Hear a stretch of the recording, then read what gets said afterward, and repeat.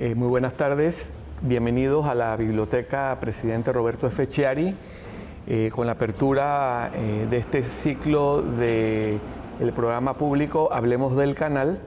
Hoy tenemos el honor de tener aquí al doctor Aristides Royo, expresidente de la República, ministro del Canal, presidente de la Junta Directiva de la Autoridad del Canal.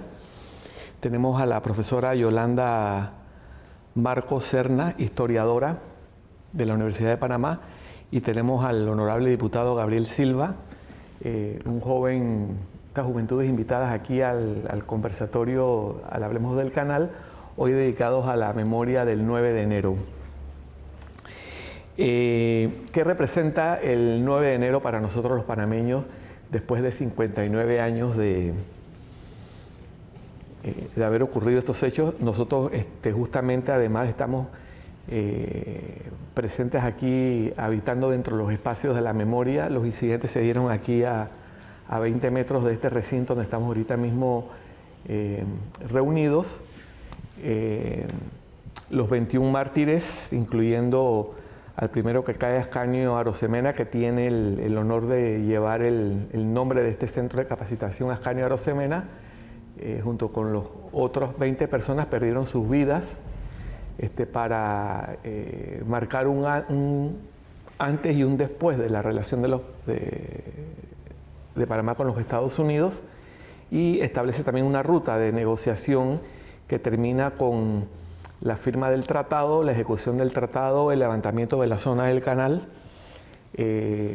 la transferencia del canal a manos panameñas. De eso ya hacen más de 22 años de la transferencia del canal. Entonces, ¿cuál es la reflexión que nos trae o nos convoca hoy aquí? ¿Cuál es el legado o cuál es entonces lo que nos toca a los panameños, o cómo se posiciona esta memoria del 9 de enero y cuáles los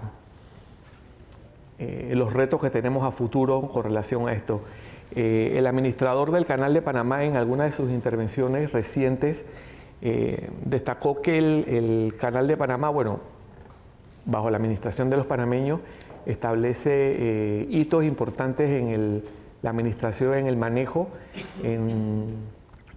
Ha comprobado ya por años la eficiencia en el manejo de la ruta, la entrega de los beneficios directos al Estado de la Nación panameña son en el orden de millones de dólares.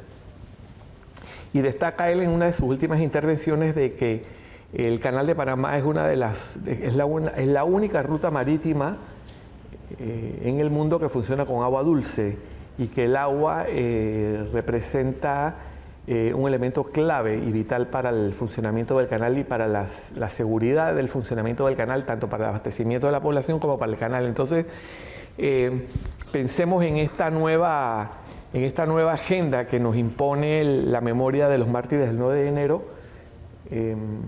para hacer esta reflexión de que nos toca seguir adelante con relación a estas fechas y a esta memoria y a esta tarea que nos tenemos planteado por delante. Para iniciar el conversatorio vamos a proyectar un pietaje que es un documental.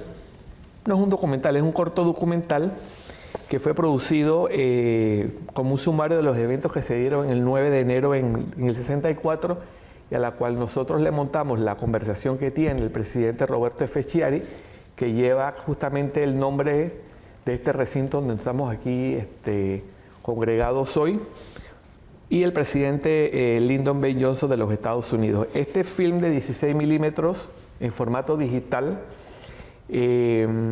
lo obtuvimos en el 2015 en unos laboratorios contratados por los Archivos Nacionales en Washington, y forma parte del proyecto de la memoria histórica para nutrir en alta resolución el acervo cultural y audiovisual de los archivos documentales del canal.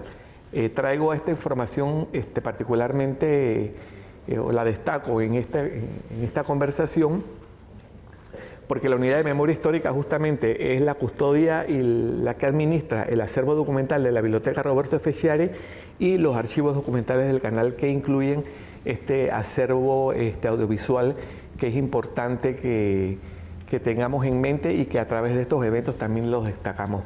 Vamos a iniciar con la proyección del documental.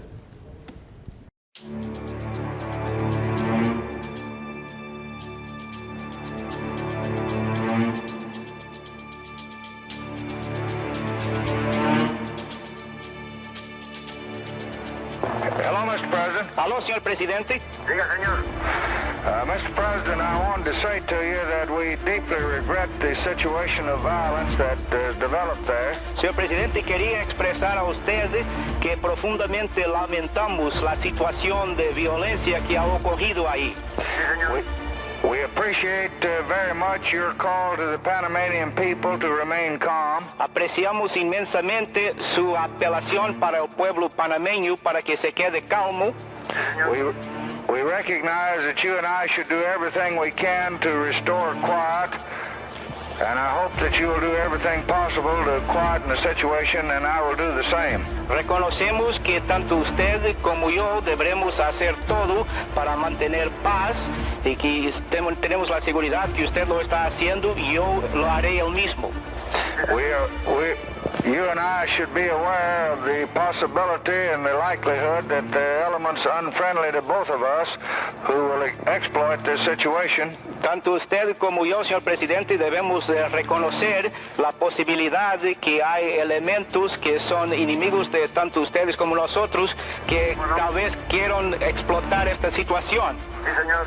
I'm sending immediately my trusted representatives, Secretary Thomas Mann and others associated with him and with the White House to Panama to assist in finding a solution to the present situation and accurately finding the facts.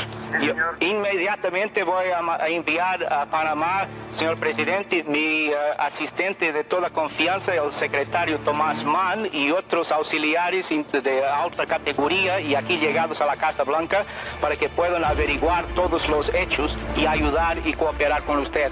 I think it's important that we keep in close personal touch with each other, and I will be ready to do that. Creo que es importante mantener un contacto íntimo entre nosotros los dos y estoy dispuesto a hacerlo. I hope he'll give Secretary Mann any suggestions he has that might result in the development of correcting the situation. Ojalá que usted dé al señor secretario Mann cualquier sugestión que tenga, señor presidente, para mejorar esta situación. Bueno, ¿me permite usted un momento? Would you please allow me a moment, Mr. President? Hello. Other calls waiting. Hello. Aló. Sí, señor. Hello. Sí, señor. Hello. Sí. Hello, ¿me permite usted un momento? Sí, señor. ¿Ah? Sí, señor. ¿Está escuchando? Sí, señor. El presidente Johnson está escuchando. Hello. Creo que le voy a decir a él lo que yo pienso decirle al señor Tomás Mann cuando venga acá, posiblemente esta noche o si no mañana. I'm going to tell you now, President Johnson, the same that I plan to tell Mr. Thomas Mann when he arrives either later today or tomorrow. Para ir a una revisión integral de los tratados que rigen las relaciones de los Estados Unidos con Panamá, porque lo que tenemos hasta ahora no es más que una fuente de insatisfacción y de situaciones tan lamentables como la que acaba de ocurrir ahora mismo. I feel, Mr. President, that what we need is a complete revision of all treaties which affect Panama-U.S. relations, because that which we have at the present time is nothing but a source of dissatisfaction which has recently or just now exploded in the violence which we are witnessing. Or tell him that we first must find out what caused the riot, to get all the facts in this situation. Mr. Mann will be there for that purpose. We got to see what all entered into this, and we will want to receive from Mr. Mann any suggestions he has. Vamos a tener que averiguar, señor presidente, todos los hechos que provocaron esta violencia y es el motivo por que va ahí el señor Mann para que pueda recoger todos los hechos y que pueda después formular a mí sus recomendaciones. Eso está muy bien, pero quiero que recuérdele al presidente Johnson que desde el año de 1961 yo estuve en Washington hablar con el presidente Kennedy y que durante ese tiempo hasta la fecha prácticamente no se ha hecho nada, absolutamente nada, para tratar de resolver esa situación que cada día ha venido deteriorándose al extremo, que tenemos como 8 o 10 muertos y más de 200 heridos en los hospitales. Un momento, por favor, señor presidente. The president wishes to say, sir, that he wants President Johnson to be aware of the fact that President Chiari came to Washington in 1961, and at that time he spoke to President Kennedy, and that since 1961 in those conversations, not a thing has been done to alleviate the situation which has provoked this violence, and that Panama now has 8 to 10 dead and over 200 wounded in the hospitals. I'll tell him there's nothing we can ever do that justifies violence, and we want to look forward, not backward.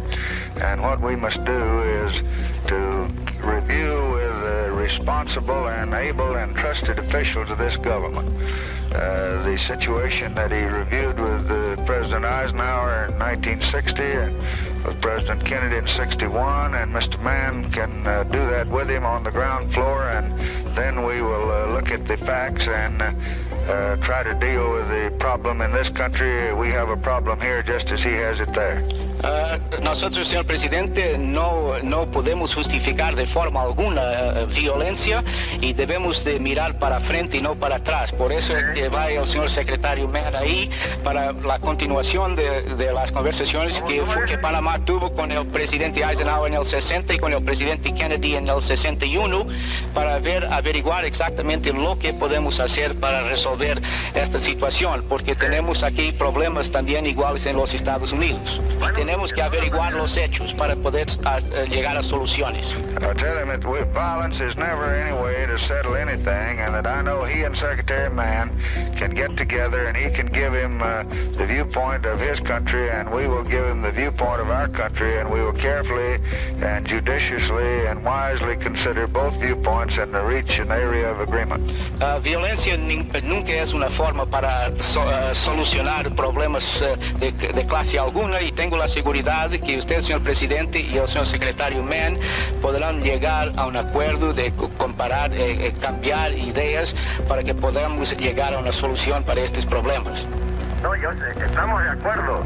La violencia no conduce a nada, pero también la intransigencia o la indiferencia para atender estos problemas, como ha ocurrido últimamente, que llevamos más de 2 años y que no se ha logrado nada, es lo que ha motivado más o menos una situación como esta. Un momento, por favor, señor.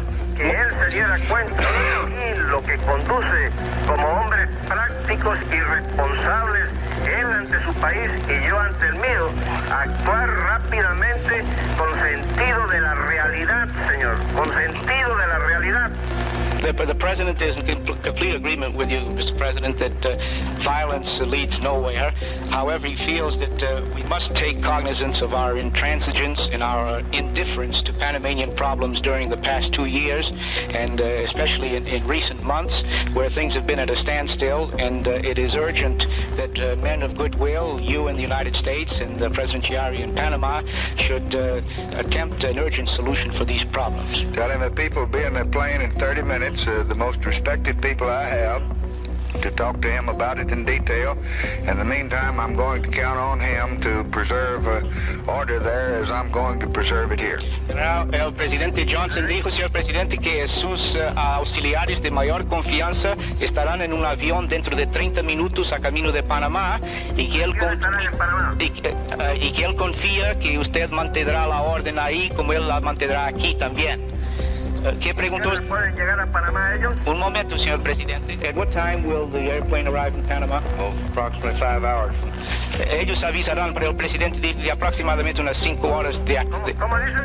Aproximadamente unas 5 horas después de salir. Como dentro de un par de... A las 7 de la noche, tal vez, 7 de la tarde. A las 7 de la noche debe llegar a Panamá. Sí, señor.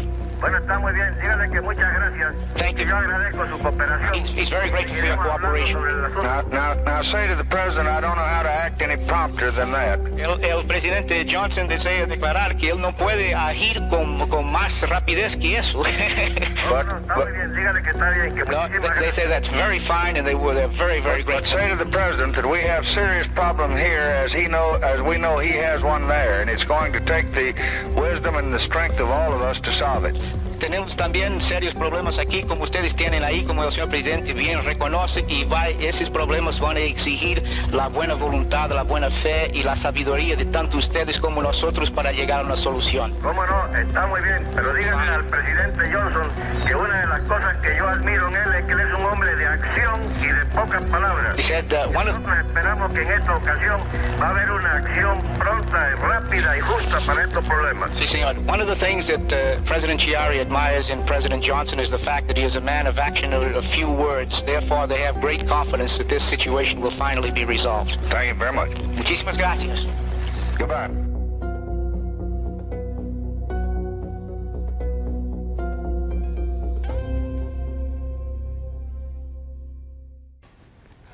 Con inusuales recursos de tecnología escuchamos la voz del presidente Roberto F. Chiari, pronunciada hace 59 años en este recinto que lleva su nombre y en recuerdo de los eventos del 9 de enero. Para quienes nos ven en las plataformas digitales de YouTube y nos siguen en las redes sociales del canal, estamos en la biblioteca presidente Roberto F. Chiari, en este Hablemos del Canal, conversando sobre qué representa para nosotros el 9 de enero. Visto este documental, doctor Royo, ¿qué comentarios tendría que hacernos con relación a la trascendencia del planteamiento del presidente Roberto F. Chiari al presidente Lyndon Johnson y cuál fue el camino que abrió esa conversación y los eventos del 9 de enero a la culminación al presente donde estamos hoy? Bueno, yo creo que fue un acto de auténtica valentía por parte del presidente Chiari. No olvidemos que el presidente Chiari era de una familia muy poderosa en Panamá, que era dueña de un ingenio de azúcar que enviaba azúcar a los Estados Unidos, o sea que su familia tenía negocios con empresarios norteamericanos. Y las palabras de él fueron realmente valientes porque fueron de queja, habla de la dignidad, habla de la indiferencia de Estados Unidos, de cuando él fue a visitar al presidente Johnson y no se había hecho absolutamente nada. Creo que merece su nombre la honra que le hace esta biblioteca y merece que se le consagre además como un gran presidente. Nunca en la historia de América Latina un país había roto con los Estados Unidos. Él fue el primero que lo hizo. Y luego viene la parte más importante, las consecuencias. A raíz del 9 de enero del 64, Estados Unidos, que tenían diferencias con Panamá, porque había habido diferencias casi desde el nacimiento de la República, desde la enmienda TAF y el tratado Kellogg-Alfaro que no se aprobó, la eliminación de la intervención en 1936, con el presidente Harmodio Arias, que los norteamericanos no aprobaron sino en el año 39. Había diferencias, pero los Estados Unidos se dan cuenta a raíz del 9 de enero que lo que tenían con Panamá era un auténtico conflicto y que ese conflicto había que superarlo. No obstante, Panamá tuvo que esperar todavía una buena cantidad de años, 13 años, para que en 1977 se firmaran los tratados Torrijos-Carter, y de eso hablaremos un poquito después. Muchísimas gracias. En su libro, La historia de los movimientos sociales de mujeres en Panamá en el siglo XX, la profesora Yolanda Marco aborda antecedentes importantes de la participación de las mujeres en los sucesos del 9/11 y de enero del 64. ¿Qué pasa con las mujeres en la gesta del 64? ¿Visibilizadas, invisibilizadas? Yo me estaba fijando mucho en las fotos aquí. Responderé de esta manera porque me interesa ver. Recordaba algunas fotografías donde se ven institutoras saliendo ya del instituto Hay algunas en la primera fila llevando la bandera junto con los compañeros. Me parece que aquí no hay ninguna de estas fotos en las que se ven mujeres, pero sí había mujeres. Lo primero que diría es que la participación de las mujeres en estas fechas se ajusta mucho a lo que era la situación de la mujer en esta época en Panamá. Había institutoras, había mujeres en la Universidad de Panamá, las había como estudiantes y como profesoras, pero todavía no de la manera tan integral, tan equitativa, tan igual a lo que son los estudiantes varones. Entonces, sí participaron, se ven las fotografías, alguna de ellas, hay alguna foto en la Presidencia de la República donde hay una mujer que no es una estudiante, pareciera una funcionaria de la Presidencia, y se ve también cuando están reunidos y se ven los estudiantes estadounidenses, ahí se ve mucha más mujer que en el otro lado, en el lado de las institutoras e institutores. Eso lo que nos dice, creo, es que todavía las mujeres no estaban integradas en la enseñanza superior en términos tan equitativos como lo de los hombres.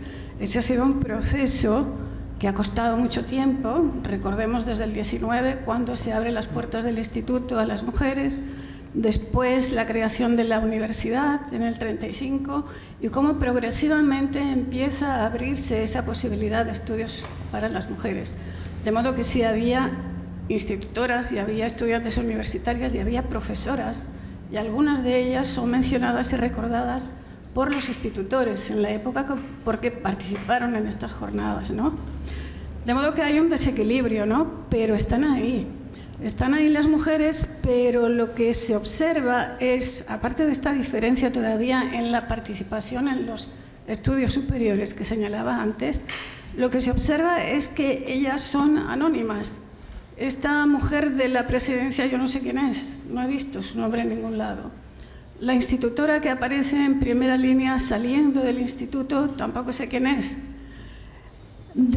Creo que desde el aniversario de los 50 años, en el 2014, se empezó, y desde unos años antes quizá, porque esto tiene que ver con trabajos hechos ya a partir de una conciencia de la invisibilización de las mujeres en la historia, empieza a producirse y a trabajarse para visibilizar a las mujeres y su papel en la historia, ¿no?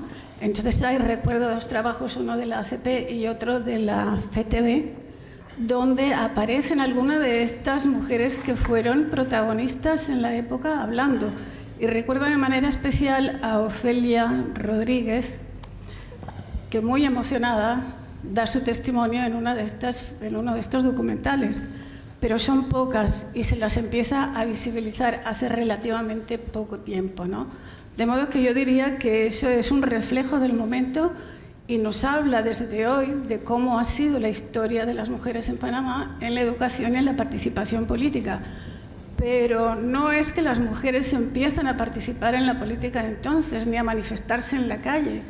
En el año 47, y esto es muy recordado porque esa famosa, y digo famosa porque eso sí, en la prensa y en el recuerdo, hay la marcha de las mujeres del 47 que el 16 de diciembre provocó de una forma directa, porque su papel fue determinante, provocó el rechazo de la Asamblea Nacional del tratado de lo que se pretendía que fuese el Tratado de Philos-Hain.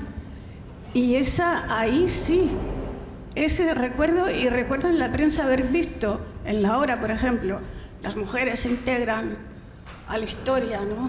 Pero las mujeres no se habían integrado entonces, es que se olvida. En el año 47 ya no se acordaban de que hacía apenas un año las mujeres habían podido votar por primera vez, bueno, hacía 2 años, y de que detrás de eso había una larga historia de más de 20 años en las que las mujeres estuvieron en la calle, en la asamblea, exigiendo sus derechos, ¿no?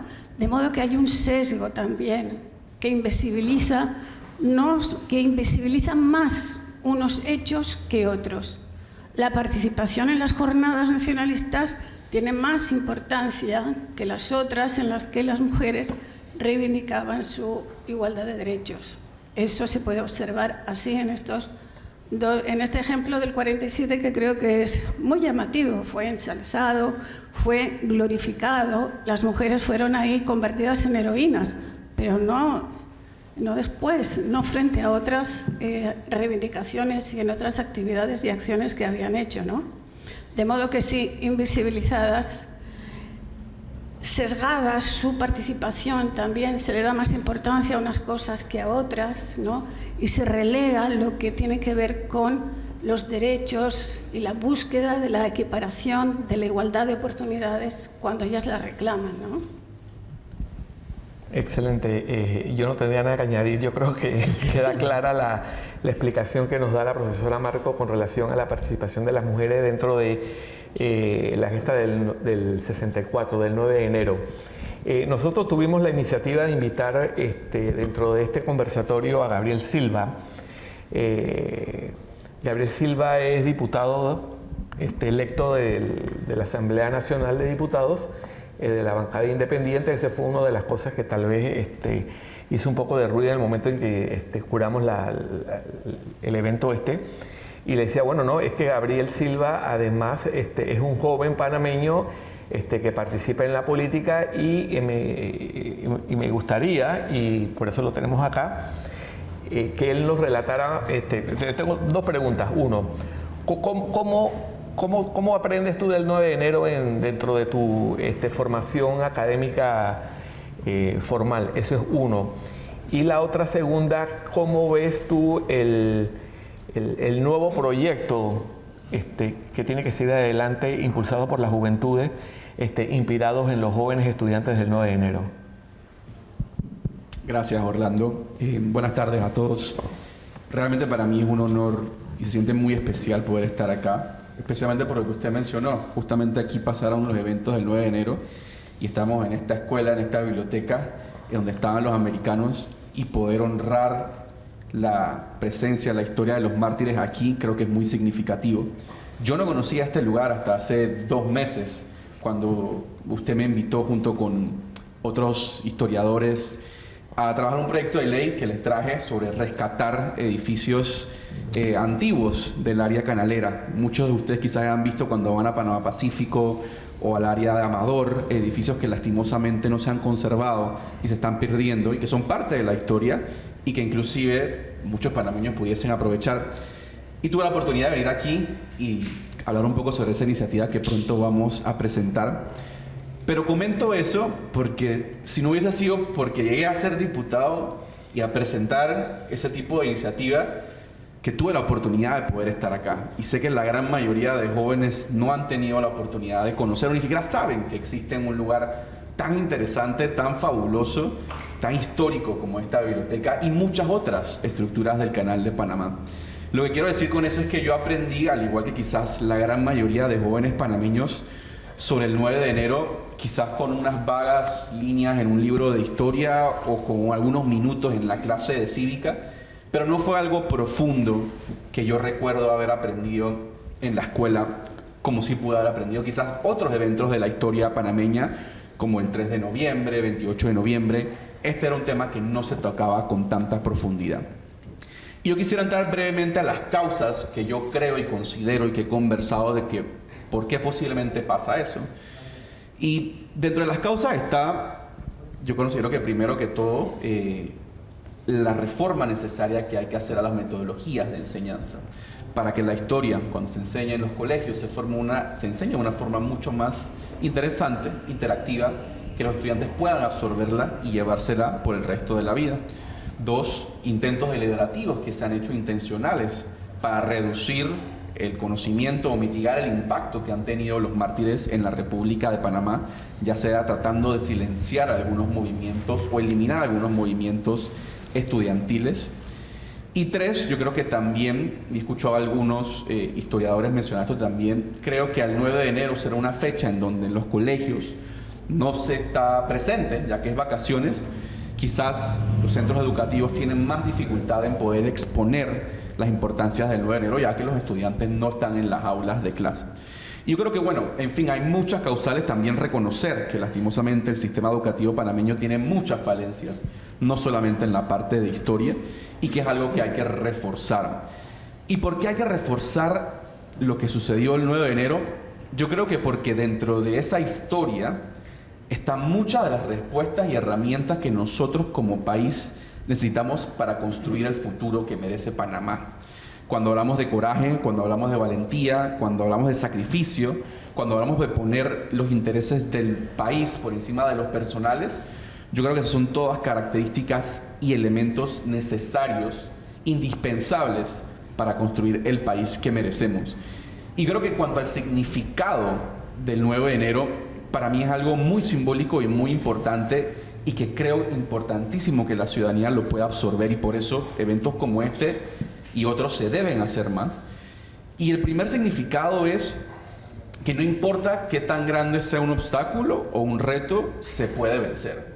Yo creo que cuando los mártires vinieron acá, caminaron con esa bandera, se pusieron al frente de tantos americanos hostiles, o sea, eso demuestra mucho coraje, mucha valentía. Y ellos probablemente pensaron, quizás no va a pasar nada, quizás pueda pasar algo, pero se atrevieron. Y yo creo que hoy lastimosamente hay mucha desesperanza, o por lo menos yo presiento mucha desesperanza en algunos sectores de la población de que las cosas no pueden cambiar, de que es muy difícil echar para adelante. Pero solamente recordando cómo un grupo importante de panameños lograron cambiar el curso de la historia, nos demuestra que ya se ha podido cambiar las cosas para mejor. Así que yo encuentro ahí mucho significado también en el área de participación ciudadana. Muchas personas hoy piensan, no, ¿para qué voy a ir a protestar? ¿Para qué voy a ir afuera de la asamblea? ¿Para qué voy a decir cosas en redes sociales si a la gente no le interesa y nada va a cambiar? Pero creo que esa participación ciudadana y política que vimos el 9 de enero nuevamente demuestra el impacto profundo que pueden tener todos los panameños y particularmente la juventud en el futuro y el desenlace de un país. Para concluir, te mencionaría que si bien la historia de los mártires, yo al igual que quizás muchos jóvenes no la aprendimos tan robustamente en la escuela, a mí me llena de mucha alegría como panameño que esa historia esté ahí. Y en mi caso, yo la encontré cuando me puse curioso sobre la situación política de Panamá. Y así sé que muchos que se han metido en política o en historia o que le interesa los aspectos sociales de Panamá, se la han encontrado en su vida porque han decidido aprender más sobre estos temas. Pero ojalá llegue el día en donde no sea que a uno le cae como anillo al dedo esa historia, sino que todos los panameños, los jóvenes, puedan aprender robustamente de eso, porque como mencioné, ahí hay lecciones que son claves para el futuro del país que queremos. Gracias, Gabriel.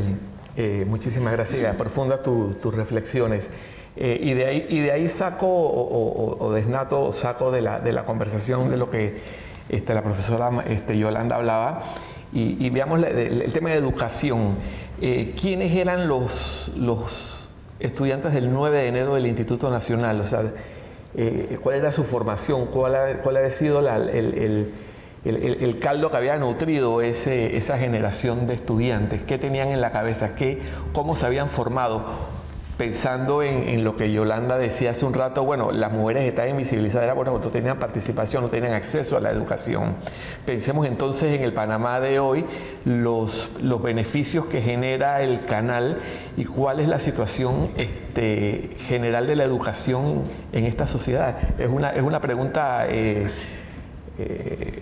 Es una pregunta muy difícil, muy complicada. Pero bueno, voy a tratar de... Conversemos. Bueno, en primer lugar Hablemos. quería decir que yo me siento muy satisfecha, muy agradada y muy agradecida de estar aquí. Este proyecto me parece que es fundamental y muy importante y tiene que ver con la pregunta sobre la enseñanza de la historia y qué es hoy el canal para los estudiantes y cómo debería enfocarse, quizá. Yo comparto mucho de lo que ha dicho aquí el legislador, porque efectivamente la enseñanza en general en nuestro país tiene muchos déficits, muchos problemas, como todos sabemos, creo que compartimos. Y la enseñanza de la historia yo pienso que tiene muchos hándicaps y muchos problemas suplementarios, porque y comparto la idea que usted ha mencionado sobre que el problema está en la metodología. La metodología y las instalaciones, los recursos, porque no se le puede pedir a un profesor de historia, de matemáticas o de lo que sea que enseñen en algunas de las condiciones que generalmente tienen, que son muy deficitarias y muy problemáticas. Y también a la población estudiantil tampoco se le puede exigir que vaya mucho más allá de lo que va en las condiciones en las que vive, de dónde viene y cómo está, ¿no? Y eso creo que es fácilmente comprensible y no hay que entrar en eso. Ahora, la historia tiene un problema fundamental en la metodología, pienso yo, y voy a hablar en términos generales, por supuesto, porque todo no es así, pero la historia, pienso yo, es un diálogo entre el presente y el pasado. Y debe de partir, creo yo, para que haya ese clic que usted se refería antes de otra manera, entre el pasado y el presente, es decir, que interese y que a la población actual, a los estudiantes y a la población en general, la haga y comprender, interesarse por lo que fue el pasado y la historia y la importancia que eso tiene. Para que se produzca ese enganche se tendría que conocer, pienso yo, entender que la realidad de 1964 no es la de hoy. 1964 Panamá vive en un mundo que está dividido en dos bloques, la Guerra Fría, que en Panamá tuvo una impronta y tiene todavía, pienso yo, unas derivaciones y una influencia muy importante por la presencia física aquí del ejército norteamericano, etc.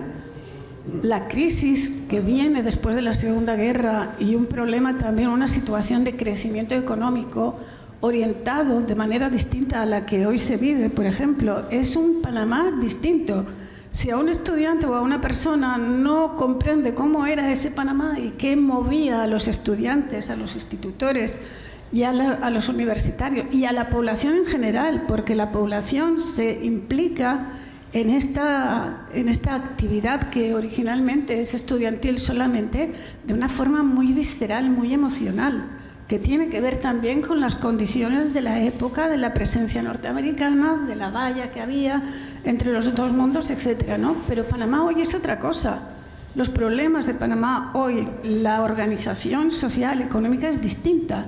Entonces, ¿cómo a partir de esta realidad tan distinta hacer entender y aproximar al conocimiento de manera no solamente intelectual, sino también emocional? Esto es complicado. Y yo pienso que aquí la metodología y los recursos que se requiere desde la escuela, pensando en la educación, son muchos, hay mucho de lo que hablar, hay mucho que conversar, hay mucho que buscar para que eso se produzca. Lo que yo observo con los estudiantes de la universidad, que han sido y son mis alumnos, es que efectivamente hay un desapego creciente por la historia, porque hacer viva la historia para la población y para los estudiantes hoy es muy difícil, por esto que estaba mencionando antes, es muy complicado. Y normalmente la historia se enseña eso como la receta. Aquí pasó esto, está escrito en piedra, ya no hay nada más que decir, pero la historia es viva, la historia es distinta en cada momento.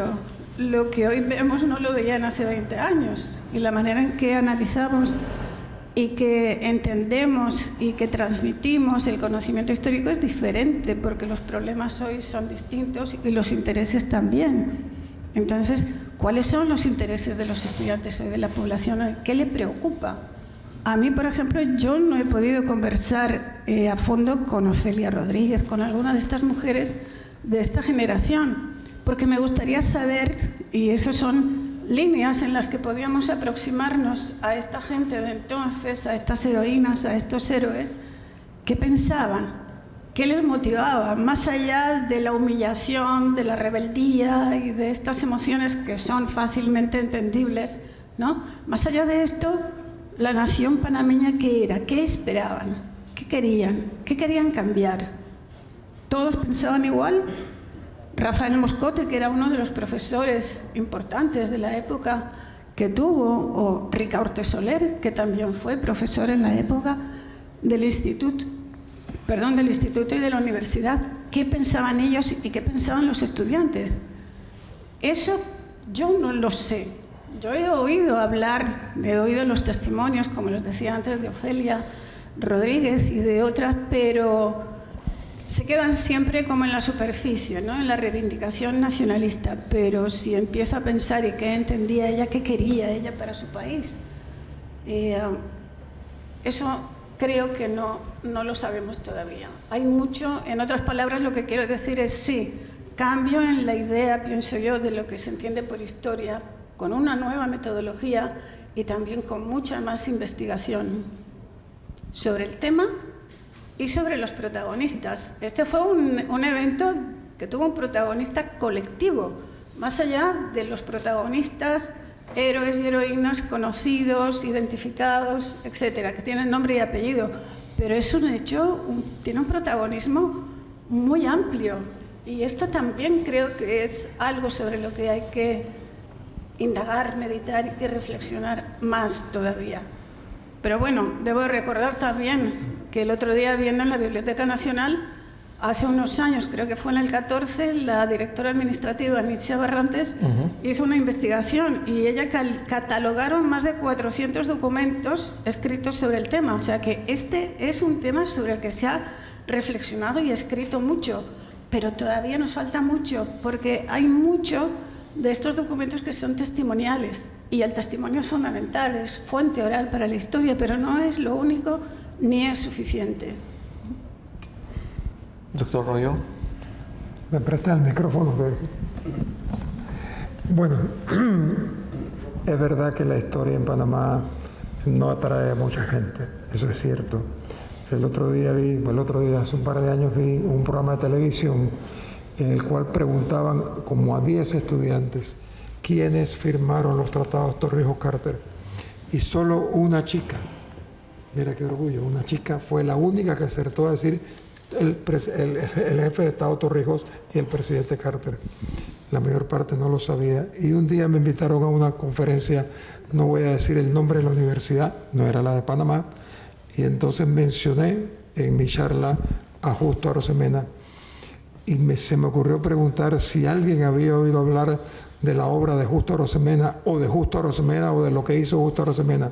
Silencio total en estudiantes de segundo año de universidad.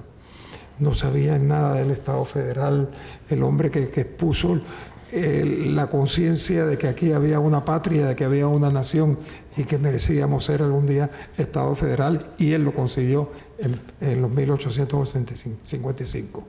Yo quisiera decir esto. Yo fui un privilegiado en el Instituto Nacional. Estudié allí durante la década de los 50, del 53 al 59, y ese privilegio venía porque la universidad solamente era nocturna.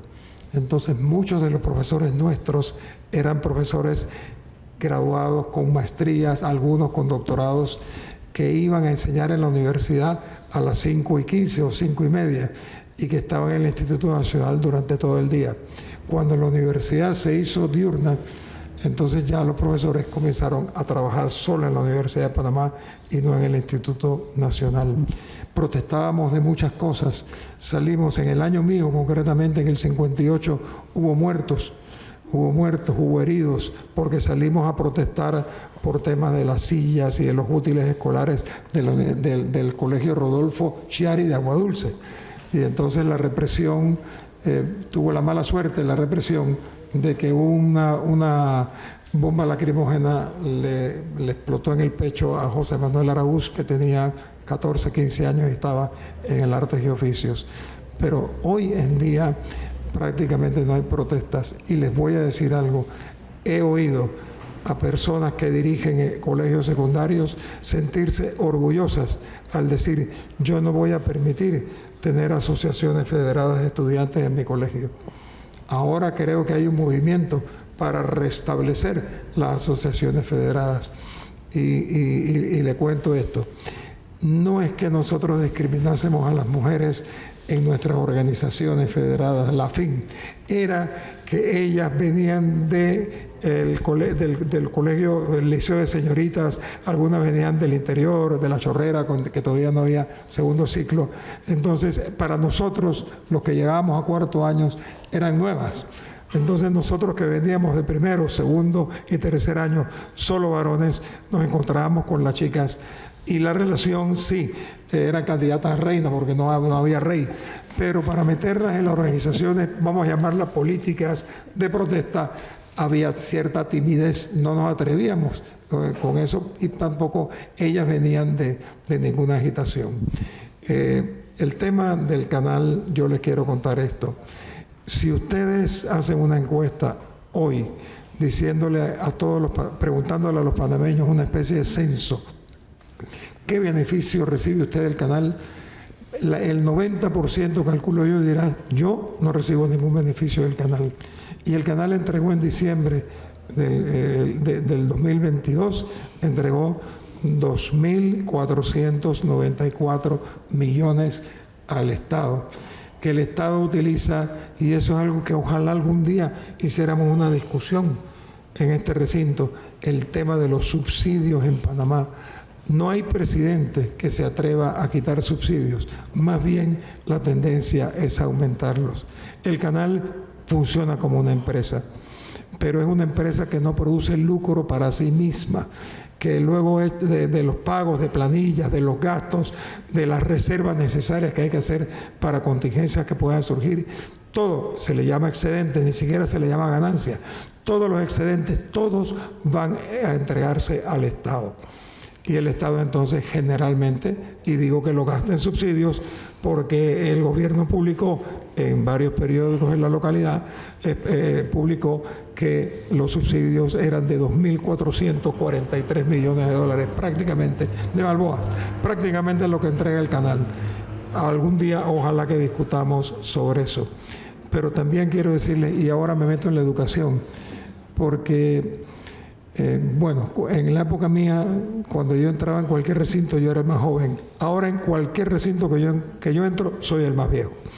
Yo fui ministro de Educación y auspicié una reforma educativa. Esa reforma educativa se convirtió en una ola política que envolvió hasta familiares míos que fueron a la manifestación, y les dije yo, oye, ¿por qué tú vas a la manifestación? Y me dijo una familiar, porque yo no quiero que mi hijo sea comunista, porque clavaron en la mente de muchos panameños que la reforma era comunista. Sí era laica, eso es verdad. Era progresista, también es verdad. Enseñaba a pensar y no solamente impartir, el hecho de impartir conocimientos. Entonces sí era algo distinto, pero ¿cuál era el problema? Que tenía que reformar a los educadores. Los educadores tenían que leer nuevos textos. Y aquí le digo esto, en Panamá es difícil reformar la educación, mejorarla si no se reforma la enseñanza. Mientras una chiquita que está estudiando magisterio o un chico reciben enseñanzas de matemáticas iguales a las que nos dan en el bachillerato, ella no se le está enseñando las matemáticas para la docencia, se le está enseñando las nociones de matemáticas que le dan a cualquier estudiante. Eso, y en otros sentidos, hay que reformar el magisterio en este país, porque una vez que el maestro se gradúa, es bastante difícil lograr que revise, que se reeduque, que vaya a estudiar nuevos textos para las nuevas enseñanzas. Y digo esto también, yo dirijo la Academia Panameña de la Lengua hace 4 años y organizamos seminarios. Hemos traído profesores de Salamanca, 3, 4 profesores de Salamanca por 2 veces y virtualmente una vez. Y organizamos seminarios para la Academia para los Educadores.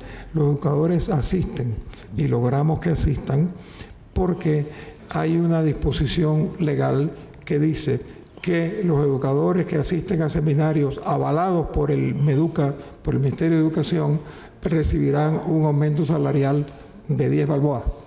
Y claro, 10 balboas por un seminario, 10 balboas por otro, 10 balboas por el 5.º seminario, son 50 balboas al mes. Entonces hay que darles ese incentivo, porque si no se le da el incentivo al educador para que emplee 1 semana o 2 semanas en un seminario, el educador se abstiene. Y otro problema grave que estamos teniendo en este país, me estoy yendo fuera de los temas. No, para nada. Es el tema de la lectura. Pero lo tiene Chile también, y lo tiene México. Y ahora me acaban de mandar, pero no tuve tiempo de leerlo porque venía para acá, pero me acaban de mandar los experimentos que se están haciendo en Chile para lograr que los estudiantes lean. Yo fui un privilegiado porque leíamos 4, 5, 6 novelas al año. Claro, no teníamos televisión. no habían otras actividades que hoy desarrollan los estudiantes. Así que nuestro entretenimiento generalmente o era el cine, donde no íbamos los días de semana, o era la lectura, que sí la practicábamos. Así que han cambiado muchas cosas, a veces no siempre para mejor. Pero en el ramo femenino, y ahora no me interprete usted que lo hago solo en defensa del gobierno, que yo formo parte como ministro para asuntos del canal, se ha mejorado la situación de la mujer. Hay que ver nada más que de 9 magistrados de la Corte Suprema, 6 son mujeres, y que la presidencia de la Corte Suprema de Justicia la ejerce una mujer, y que en el gobierno hay una buena cantidad de mujeres que desempeñan algunos ministerios: Cultura, Educación, Desarrollo Social, el MIDES, Ministerio de Trabajo, que es un ministerio dificilísimo, lo desempeñan mujeres, la ministra de Relaciones Exteriores. Sé que sí se está distinguiendo a la mujer, y la mujer lo merece porque muchas veces estudia más que el hombre. Yo vi por aquí cuando comencé a Napoleón de Bernard Soto, se fue porque estaba a su lado. Se marchó. Se marchó. Pero no porque protestaba por lo que estábamos hablando. Bueno, porque aquí estaba, y él era institutor, pero teníamos también rectores que favorecían los movimientos estudiantiles en ese entonces. El rector del instituto fue a una vitrina, sacó la bandera y se la entregó a los estudiantes. Había un problema con la bandera, y lo cuento aquí, y esto mucha gente no lo sabe. La bandera no tenía ojales. La bandera no se podía izar, pero los estudiantes la trajeron porque pensaron que en algún lugar la podían colocar. Y la actitud del rector, lo llamaban principal, o sea, el rector de esta institución secundaria, los trató bien a los estudiantes panameños y le dijo: pasen, vamos a ver cómo colocamos la bandera allí. Y los estudiantes estaban así, como a la espera de lo que pasaba, pero también de manera correcta. Pero hubo un problema, que salieron a esa hora los papás de los estudiantes, y esos eran Sonians, y esos eran enemigos de darle a Panamá cualquier ventaja. Eran los que escribían cartas a sus senadores en Estados Unidos, porque eran procedentes, algunos de tercera generación de norteamericanos, y escribían a sus senadores diciendo: a Panamá no se le dé nada, país corrupto, esto, lo otro, aquello. Entonces, y discriminaban racialmente también. Aquí había comisariatos para negros y panameños, y había comisariatos para los blancos. Entonces, ellos fueron los que alborotaron ese día la situación. Y entonces ya los hijos de ellos se sintieron obligados a participar y destrozaron la bandera, no querían que la pusieran en ninguna parte. Tenemos que sentirnos muy orgullosos de nuestro canal, y muchas cosas no se han logrado porque los gobiernos no han cooperado. Aquí, para la fijación de la zona canalera, para la cuenca hidrográfica, la fijación de la cuenca hidrográfica ha tropezado con el parecer de muchos gobiernos. Y les voy a decir lo último, porque ya estoy hablando demasiado. Nosotros hemos tratado de inspirar al gobierno para que una empresa como el IDAN funcione como funciona el Canal de Panamá. No digo que pase a ser propiedad o parte del canal, pero que funcione con ese tipo de independencia, de autonomía necesaria. Que sea una empresa estatal, sí, nosotros también somos una empresa del Estado, pero no somos una empresa del gobierno. Y el gobierno no puede nombrar a nadie aquí, a ningún trabajador. Tiene que ir a una oficina y un comité lo revisa y lo llama o no lo llama, según sus conocimientos o el examen que rinda. Pero ha habido reticencia por parte de los gobiernos, y ha habido, no de este nada más, de todos los gobiernos, porque estas instituciones, el IDAN, la autoridad marítima podía ser mucho mejor si fuera una empresa independiente, que no dependiera de la política. El problema de este país es que, como no hay una auténtica carrera administrativa, entonces cada vez que llega un gobierno se siente obligado a emplear a los de su partido, a los afines a su partido, a los partidos de la alianza, y entonces cambian. Lo terrible de esto es que cambian a los mandos medios, y mientras los mandos medios intentan aprender, pasan años sin que aprendan bien, y otros que no tienen siquiera el currículum para ocupar esas posiciones. ¿Tiembla acaso un funcionario del Estado español o de Francia o de Italia cuando cambia un gobierno? No, porque saben que han adquirido su posición por un concurso, por una oposición, y que está fijo allí y que va a desempeñar su tarea de funcionario. En Estados Unidos, el hombre más politiquero que había se llamaba Chester Arthur. Muere el presidente Garfield y él le toca ser presidente de Estados Unidos. Y miren ustedes, no era un hombre erudito, no era un hombre, yo creo que ni siquiera universitario Chester Arthur, era como Lyndon Johnson, que también era hombre de la política de Texas, pero se dio cuenta que no podía ir a ninguna parte porque le estaban pidiendo posiciones en el gobierno. Y se le ocurrió decir, oye, ¿por qué no creamos una ley que proteja a los empleados y no que tanta gente esté pidiendo empleo? Y nació la Ley de Servicio Civil en Estados Unidos. Y ahora ningún funcionario norteamericano tiembla porque se elige un nuevo gobierno. Entonces, en este país hay que cambiar todavía muchas cosas para poder gobernar. Y el canal puede ser un ejemplo para ello, pero es un ejemplo que cuesta trabajo seguir. Cuando aquí gobiernos han intentado, por ejemplo, establecer la cuenca geográfica y los límites necesarios para distintas actividades del canal, salen los vecinos, los que compraron las casas, inundan las calles y dicen, aquí no se puede hacer esto porque nos va a perjudicar si meten aquí parte de la cuenca hidrográfica del canal. Doctor, quería retomar la conversación y llevarla a la reflexión, ¿no? 9 de enero, mire todo lo que toda la tela que ha dado por cortar y a dónde nos hemos metido, ¿no? Yo rescato de la profesora Marcao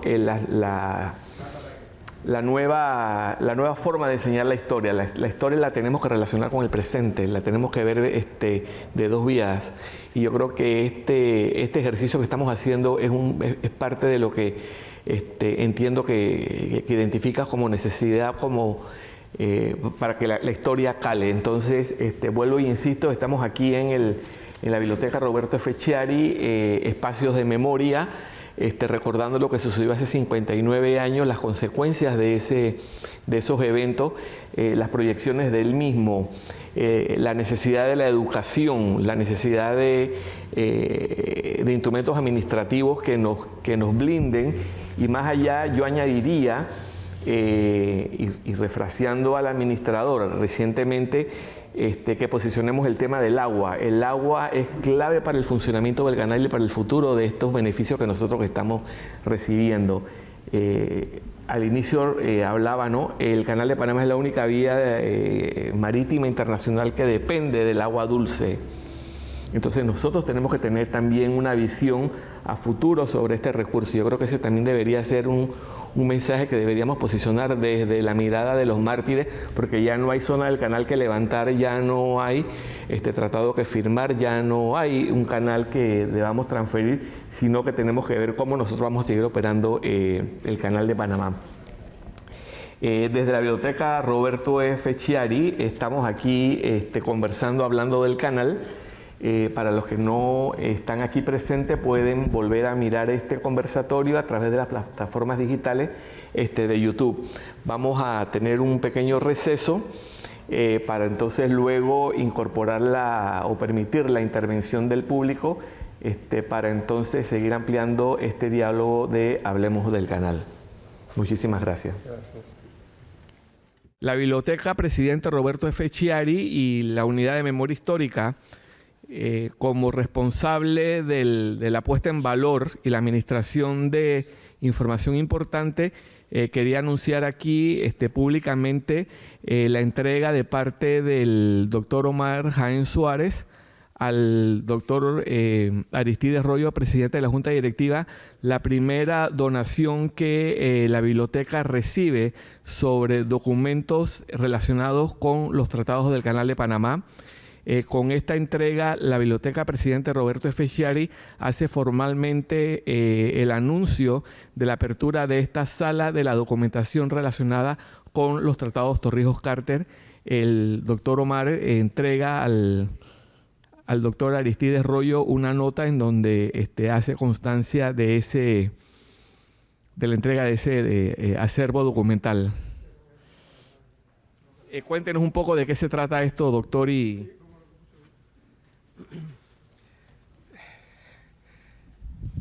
Queridos amigos, señor ministro para Asuntos del Canal, durante varios años me enfrasqué en la preparación de 2 libros de historia diplomática de Panamá. El primero relativo a las negociaciones sobre el Canal de Panamá, que terminaron en los proyectos de tratado de 1977, que nunca fueron firmados, en fin, que cayeron en la vorágine de los problemas políticos del 68, de las elecciones del 68, y al final el nuevo gobierno simplemente pues los excluyó en el futuro. Y luego el segundo libro, el primer libro contiene todas los antecedentes desde 1903 hasta 1964, cuando se inician las negociaciones, sobre las cuales, por cierto, hay muchísimos mitos que se han formado en Panamá sobre aquel tema, ¿no? Luego, el segundo libro fue un libro en 2 volúmenes, las negociaciones sobre los tratados Torrijos-Carter 1970-1979, ¿verdad? Que tenemos allí toda la historia diplomática de estas negociaciones internacionales desde 1964 hasta 1979, lo que incluye, por supuesto, todo lo que sucedió para su ratificación en el Congreso de los Estados Unidos, el Senado, perdón, de los Estados Unidos, sí, en el Congreso, en realidad, porque los diputados también tuvieron su palabra en eso. Para poder preparar estos libros, tuve que, al contrario de lo que hizo un embajador americano que escribió un libro sobre los tratados Torrijos-Carter, investigar las fuentes primarias en Estados Unidos y en Panamá. Y recurrí, por supuesto, a los archivos de Estados Unidos, de la Casa Blanca, del Departamento de Estado, de la CIA, del Departamento de Defensa, del Pentágono, muchos documentos de reuniones secretas, no de los presidentes, con sus secretarios, en fin, con todo su staff más importante en asuntos de seguridad nacional y en asuntos relativos pues al Canal de Panamá. Esos documentos, tengo muchísimas copias, tengo 5 cajas de este tamaño llenas de copias de los documentos, en realidad, desde antes, todo lo relativo a los eventos de 1964, del 9 de enero, yo lo tengo allí, las conversaciones, en fin, del presidente Johnson, el presidente Chiari, etcétera, ¿no? Todo está además publicado en otro libro, un libro que se llama Panamá Soberana, ¿no? El 9 de enero de 1964, que publiqué en 2013. Ahí está todo, que creo que está también aquí en la biblioteca.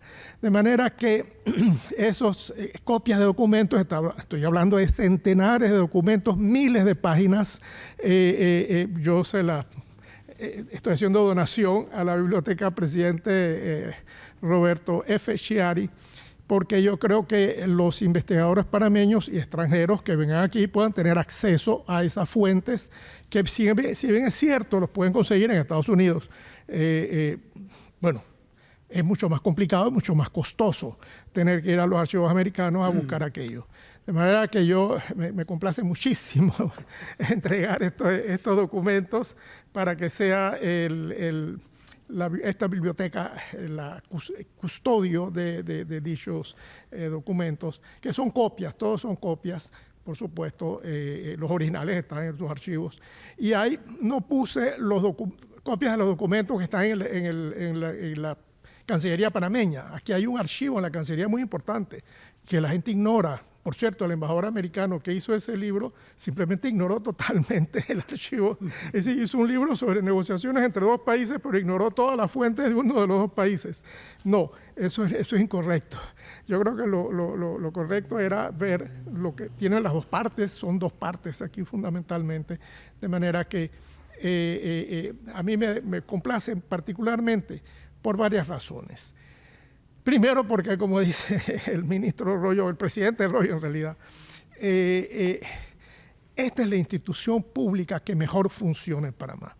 Yo hasta me he escrito un libro sobre 10 años de administración panameña del canal y para eso tuve que investigar a fondo cómo funciona esto y descubrí, en efecto, lo que ya sospechaba.